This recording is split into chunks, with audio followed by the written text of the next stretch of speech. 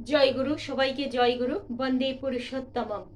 আজকে আমি আলোচনা করব ভারতের দ্বিতীয় প্রধানমন্ত্রী লাল বাহাদুর শাস্ত্রীকে নিয়ে। উনি ওনার স্ত্রীকে সঙ্গে করে নিয়ে পরম প্রেমময় শ্রী শ্রী ঠাকুর অনুকূলচন্দ্রের সান্নিধ্যে গিয়েছিলেন। গিয়ে বলেছিলেন যে ঠাকুর, আমি চাই সদা সর্বদা আপনি আমার সঙ্গে থাকুন। তখন শ্রী শ্রী ঠাকুর তাকে একটি দণ্ড দিয়েছিলেন। আমরা জানি আজও দণ্ড দেয়া হয়। শ্রী শ্রী ঠাকুর যেমন দিতেন দণ্ড, পবিত্র দণ্ড, মন্ত্রপুত দণ্ড, মাথায় ঠেকিয়ে মন্ত্র পাঠ করে এটা দেয়া হয়। এবার এটা কিন্তু এখন আমরা জানি যে এই দণ্ড পাওয়ার জন্যে যে নিতে চায় এই দণ্ডটা, তাকে কিন্তু ব্রত করতে হয় বেশ কিছুদিনের।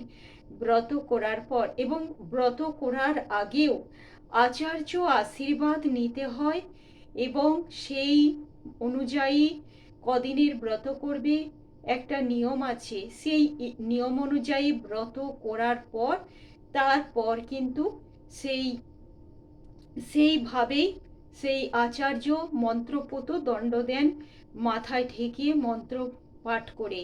এটা হচ্ছে একটা পবিত্র দণ্ড। এটা বিশ্বাস করা হয় অবশ্যই যে এটার সঙ্গে থাকলে কোনো ক্ষতি হয় না, এটা মঙ্গলজনক।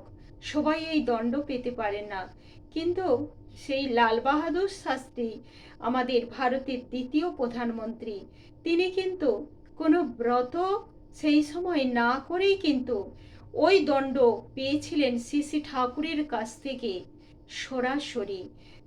শ্রী শ্রী ঠাকুর তাকে করুণাবশত দয়া করে ওই কিন্তু দিয়েছিলেন দণ্ডটি এবং বলেছিলেন যে এই দণ্ড আর আমাতে কোনো তফাৎ নেই। তুমি যেথায় যাবে তোমার স্ত্রীকে আর এই দণ্ড মানে আমাকে সঙ্গে করে নিয়ে যাবে।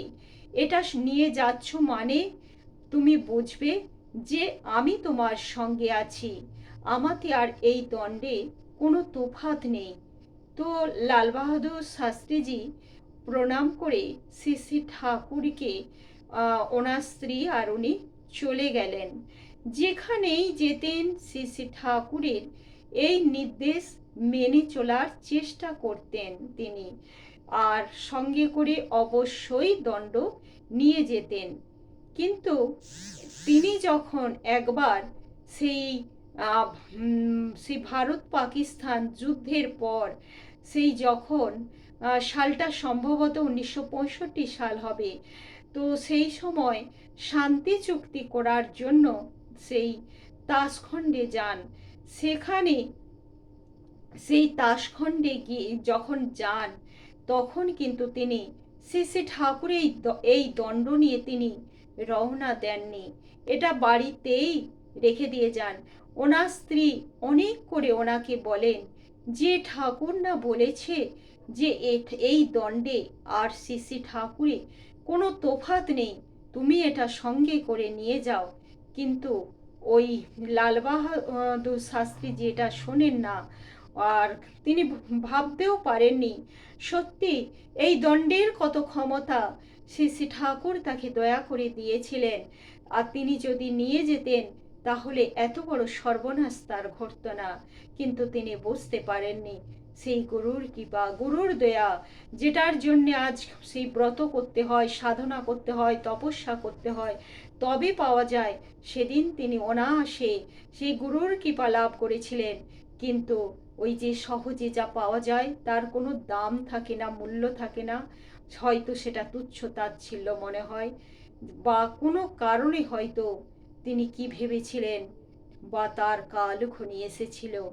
যাই হোক, তিনি সেটা না নিয়েই চলে গেলেন সেই চুক্তি করতে তাশখণ্ডে।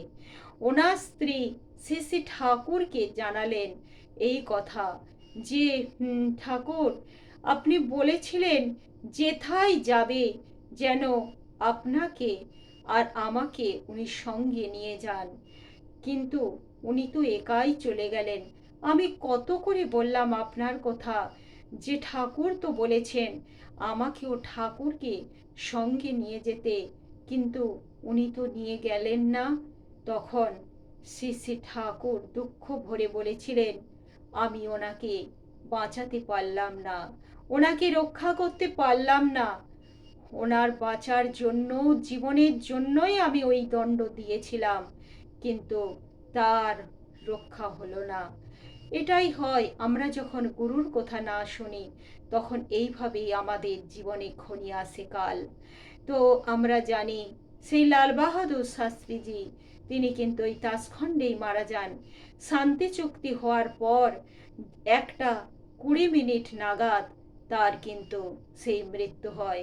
যদিও আজকে এই মৃত্যু, সেই যদিও সেই মুহূর্তে বলা হয়েছিল তার পরবর্তী সময়ে যে এটা হার্ট অ্যাটাক, কিন্তু এখন এটা কেউই মনে করতে পারছে না।